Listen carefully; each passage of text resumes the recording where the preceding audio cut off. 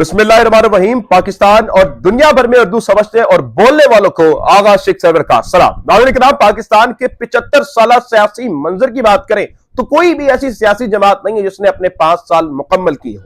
लेकिन अगर डिक्टेटरशिप की बात करें तो ना सिर्फ इन्होंने अपने 5 साल मुकम्मल किए बल्कि अपने टेन्योर से ज्यादा अमल पे पाकिस्तान पे मुसल्लत रहे। तो यही चीज अब पाकिस्तान में देखी जा सकती है। आज से कई साल पहले चले जाएं तो सकूते धाका इस वजह से हुआ था कि पाकिस्तानियों को उनका मैंडेट नहीं दिया गया था। शेख मुजीब को 160 पे अलहदा और 80 सीटों पर भुट्टो को अलहदा कर कर सकूते धाका करवाया गया था, मतलब मैंडेट नहीं माना गया था। लेकिन उस वक्त हुजूर वाला डिक्टेटरशिप, एलानिया डिक्टेटरशिप लगा था। लेकिन आज नाज़रीन किराम एक गैर एलानिया डिक्टेटरशिप है जिसमें आवाज उठाना, जिसमें बात करना, जिसमें कानून की बात करना, आइन की बात करना कानूनी जुर्म बन चुका है। अब हो ये रहा है नाज़रीन किराम, अल्लाह ताला कुरान में फरमाते हैं कि वल्लाहु खैरुल माकिरीन, और अल्लाह बेहतर तदबीर फरमाने वाला है। यानी कि जो अल्लाह की तदबीर होती है वो तमाम तदबीरों से ऊपर होती है, तमाम तदबीरों से बेहतर होती है। एक इंसान प्लान बनाता है और दूसरा प्लान बनाता है मेरा रब, मेरा वो मालिक जिसने इस पूरी दुनिया को वजूद में दिया है, जो मेरा वो मालिक जिसने इस पूरी कायनात को वजूद में दिया है। अब नाज़रीन किराम हुआ यह है कि पूरी गेम उलट गई है। मतलब हुकूमत और एस्टैब्लिशमेंट की यह कोशिश थी कि अडयाला में जो बैठा हुआ शख्स है उसको पूरे मंजरनामे से क्रॉस किया जाए, उसको मीडिया से बाइकआउट किया जाए। 26 और 9 मई को उभारा जाए और 26 नवंबर को बिल्कुल से बैठा दिया जाए, बंद कर दिया जाए, कोई बात भी ना करे। हो यह रहा है नाज़रीन किराम कि 26 नवंबर को दबाने की कोशिश में जियो न्यूज, जो एस्टैब्लिशमेंट का एक बावकार इदारा है, जो हुकूमत का मुहिब इदारा है, जो हुकूमत का चहीता इदारा है, उसने ऐसी भन मार दी है नाज़रीन किराम जिसके बाद अब ये आप कह सकते हैं कि इन्होंने अपने पैरों पे कुल्हाड़ी मार दी है। मतलब रिचर्ड ग्रेनल को उन्होंने कहा कि हम जिस परस्त है, उसने जनाब ट्वीट किया, ये सब आपको मंजरनामा पता है कि ट्वीट करा, उसने कहा कि I will say again Imran Khan free Imran Khan. अब नाज़रीन किराम होता यह है कि 24 घंटे इस पे बात होती है, वो अपनी ट्वीट डिलीट कर देते हैं, फिर उसके बाद अपने जो आर्टिकल उन्होंने लिखा होता है रीराइट कर देते हैं। ये सारी बातें आपके सामने। लेकिन अब क्या हो रहा है नाज़रीन किराम, जो रिचर्ड ग्रेनल था वो इनको नहीं छोड़ा।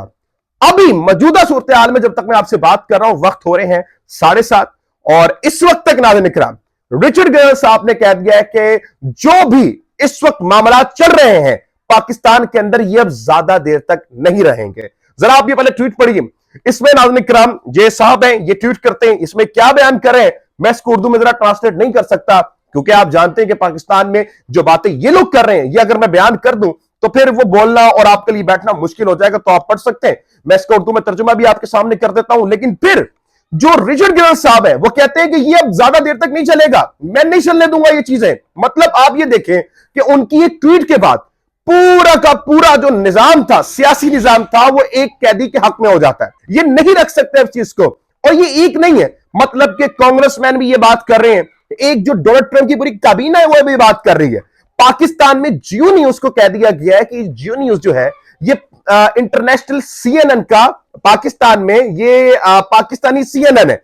यानी कि सीएनएन ने भी और जो एबीसी न्यूज था, इन्होंने कई घटिया ट्वीट्स बताई। मैंने आपको पहले ब्लॉग में बताया कि ट्रंप के ऊपर रेप केसेस के इल्जाम लगाए। इन्होंने कहा जी ट्रंप ने रेप किया, ट्रंप ने फलाना काम किया। ट्रंप ने केस लड़ा और केस लड़ने के बाद क्योंकि वहां पे कानून है, अदालत है, जमहूरियत है, तो उसने केस लड़ा बावकार तरीके से और जीता। और जीतने के बाद वो जितने भी न्यूज चैनल थे हुजूर वाला, उनको हरजाना भरना पड़ा, ना सिर्फ ट्रंप को बल्कि उसके वकील को भी, और मीडिया पे आकर लाइव माफी मांगनी पड़ी। तो नाज़रीन किराम ये सारी चीजें हुई हैं। तो जो बाहर मुल्क के लोग बैठे हुए कोई अंधे बहरे गूंगे लूले लंगड़े नहीं है, वो वहां पर जमहूरियत है, वहां पर कानून है, आइन है। अब बात ये हो रही है नाज़रीन किराम कि जनाब आला हम आपको ज्यादा देर तक चलने नहीं देंगे, देखते हैं हम आप कैसे चलते हैं, ये बातें की जा रही है नाज़रीन किराम। और अब जो फोकस था, क्योंकि ट्रंप का पहले फोकस ये था कि अपने अमेरिका के अंदर जो इंडिविजुअल चीजें हैं उसको हल करें।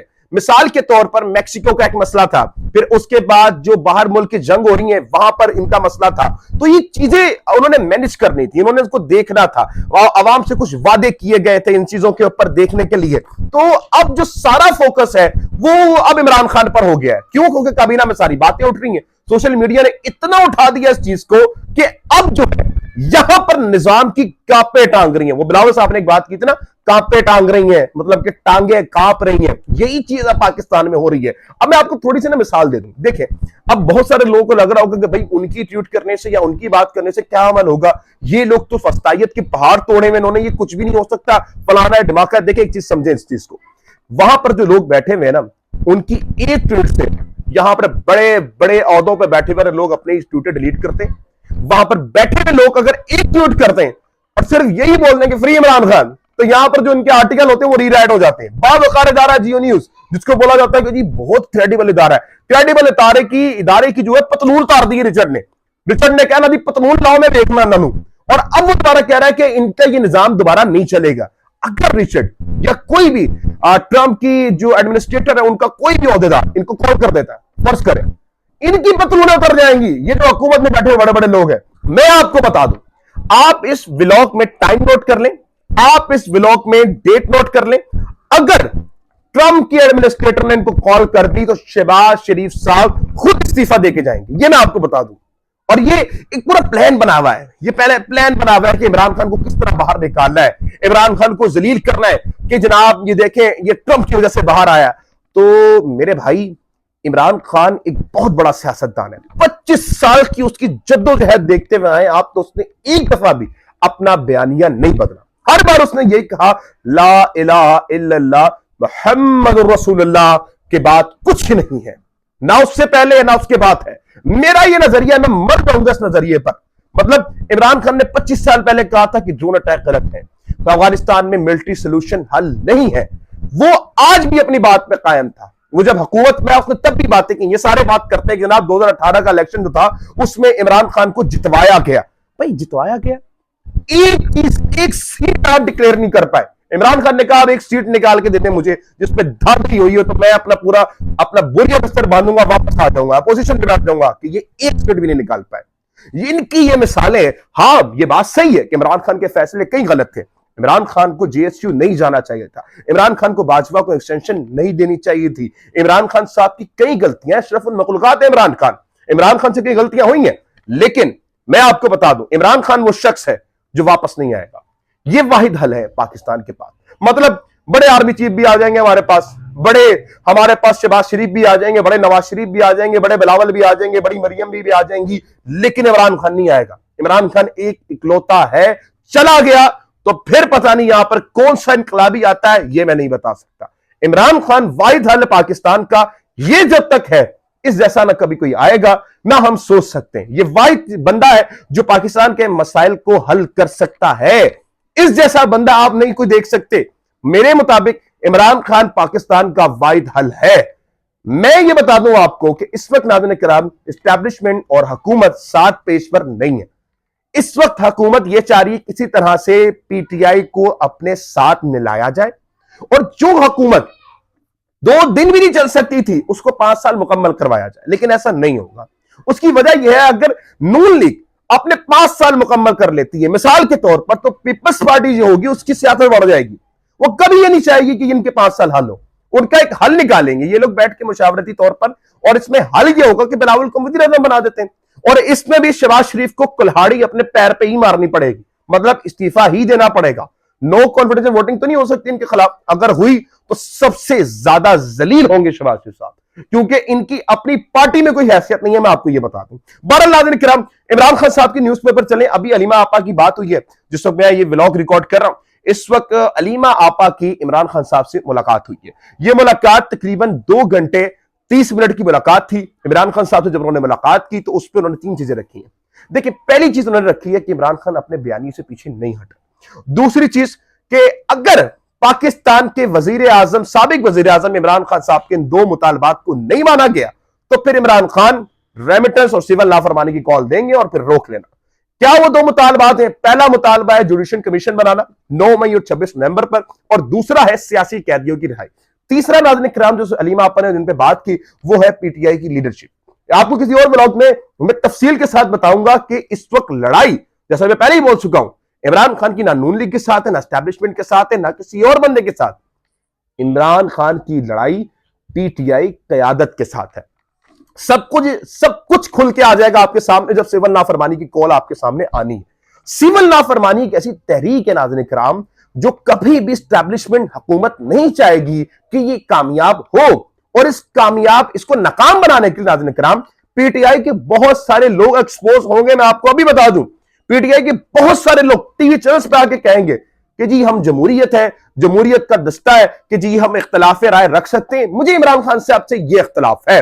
बड़े बड़े लोग आपके सामने एक्सपोज होंगे, तो ये मेरा व्लॉग संभाल के रख लीजिएगा। ये आपके सामने हमारी पहले भी हर बात हर चीज हमने आपको साबित करके दिखाया है कि हर चीज सही साबित हुई है, तो ये भी आपको बता दें कि बड़े लोग एक्सपोज होने वाले हैं। बहरहाल ये जो हुकूमत अपना बयानिया बना के चल रही है ना, सिविल नाफरमानी से कुछ नहीं होगा, रेमिटेंस से कुछ नहीं होगा, तो खुदा की कसम खा के कह रहा हूं मैं कि इनको भी अंदर खाते ये पता है कि ये कितनी खतरनाक कॉल है जो ये बाहर आके कर रहे हैं ना कि जनाब नहीं है, कोई बड़ी चीज नहीं है, कर लो, करके देख लो। मैं आपको इंशाअल्लाह ताला इस बार ये बता दूं कि मैं आपको अवाम में निकलकर ये बताऊंगा कि क्या अवाम सिविल नाफरमानी की तहरीक करेगी। आप लोग भी कमेंट्स में बताइएगा कि आप लोग करेंगे या नहीं, लेकिन नाज़रीन किराम ये तहरीक जिस तरह से चल पड़ेगी तो उसको रोकना इंतहाई मुश्किल हो जाएगा। दूसरी तरफ नाज़रीन किराम हमने ये देखना है कि पाकिस्तान तहरीक इंसाफ की इस वक्त स्ट्रैटेजी क्या है। अली अमीन गंडापुर साहब कहते हैं कि जनाब इस बार हम पुरअमन होके नहीं आएंगे, इस बार लैस असले के साथ आएंगे, फिर देखते हैं कि कौन मैदान में रुकता है। फिर उसके बाद जो अली मोहम्मद खान साहब होते हैं वो इनकी बात पर ओपिनियन जाहिर करते हैं अपना कि देखिए मैं उनसे इख्तलाफ करता हूं कि ये पुरअमन रही रहना चाहिए। मेरे मुताबिक अली मीन साहब की जो बात है वो जज्बाती बात है। मतलब कि आप ये देखें कि तारीख में अल्ताफ हुसैन की हमें मिसाल मिलती है जिसने हथियार उठाया था, तो क्या हथियारों से हम इनसे जंग जीत सकते हैं? बिल्कुल भी नहीं। पुरअमन स्ट्रैटेजी इमरान खान की बहुत कामयाब स्ट्रैटेजी है जिसने पूरी दुनिया में इनको एक्सपोज किया है, और पूरी दुनिया में वाहिद इमरान खान है जो इनको एक्सपोज कर सकता है। जितनी स्ट्रैटेजी, जितनी कमाल स्ट्रैटेजी इमरान खान के पास है उतनी किसी के पास नहीं है। तो मेरे ख्याल से अली मोहम्मद खान साहब की यह बात बिल्कुल ठीक है कि पुरअमन रहना चाहिए, पुरअमन रहकर एहतजाज करना चाहिए। कोई भी किसी भी मसले का हल मिलिट्री सोल्यूशन जैसे नहीं है, ऐसे ही आपका कोई भी हल इंतशार से नहीं हो सकता। इमरान खान हमेशा से पुरअमन रहे, हमेशा से उन्होंने कहा है कि बिल्कुल मजम्मत करें लेकिन पुरअमन रहते हैं। तो मेरे ख्याल से ये ओपिनियन अली मीन गंडापुर साहब की जज्बाती ओपिनियन है, कदर करते हैं उनके ओपिनियन की, लेकिन ये ओपिनियन थोड़ी सी मुझे लगता है कि जज्बाती ओपिनियन है। पुरअमन रहकर ही काम हो सकते हैं। एक ये जो पीटीआई है, पाकिस्तानी तहरीक जो है, पाकिस्तान तहरीक इंसाफ, ये तहरीक अवामी तहरीक है, और ये इस तहरीक में 90 to 80% जो लोग हैं वो मिडिल क्लास तबका है, और मिडिल क्लास तबका पुरअमन रह के ही काम करता है। ये कोई इंतशारी तबका नहीं है जो गन उठा ले, जो बात कर ले। भाई पुरअमन रह के काम होता है। ये पाकिस्तान की आवाम की तहरीक है, ये कोई एक असबियत की नहीं है, ग्रोह की तहरीक नहीं है। तो ये चीज आपने बड़ी गौर से समझनी है, और आने वाले वक्त में अल्लाह ताला से दुआ है कि पाकिस्तान पे अल्लाह ताला अपनी रहमतों के दरवाजे खोले, और पाकिस्तान पे अपने रहमतों के दरवाजे खोलकर हमारे ऊपर कुछ ढंग के और अच्छे सियासतदान मुसल्लत करे।